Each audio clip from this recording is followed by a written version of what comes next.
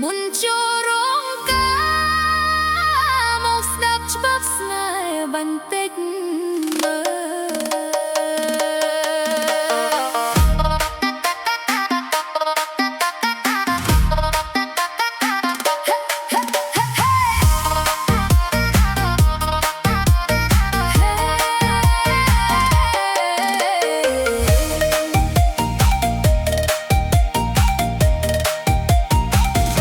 ឆ្លោះគ្នាជារៀងរាល់ថ្ងៃ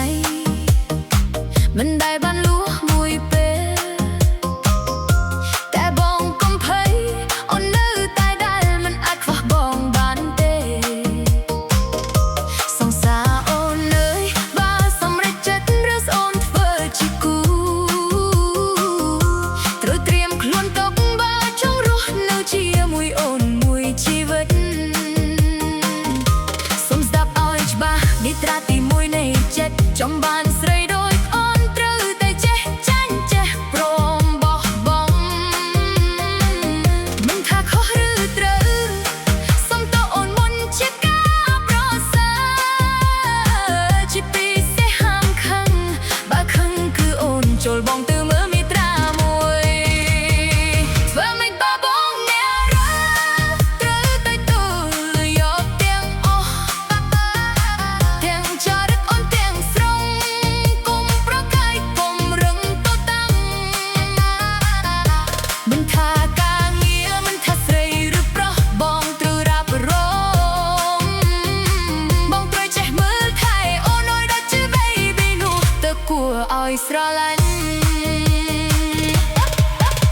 អូនមិនមែនចង់ស្ទះជានិច្ចតែអូនចង់ដឹងចិត្តបងថាតើអត់ធ្មត់បាំងប៉ុណ្ណាក្នុងនាមជាគូជីវិត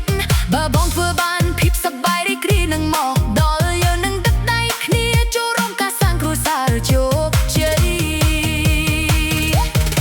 សេចក្តីស្រឡាញ់មិនមែនកាត់ពីការឈ្នះចាញ់តែវាកាត់ពីការយល់ចិត្តយល់ពីគ្នាទៅវិញទៅមកបងមើលថែអូនមើលថែប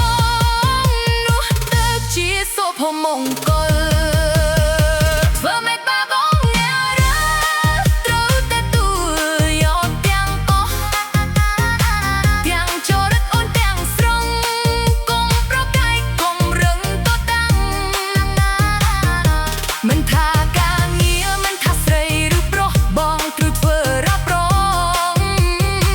បងគឺចេះមើលថែអូនឲ្យដូចជា baby គួរឲ្យស្រឡាញ់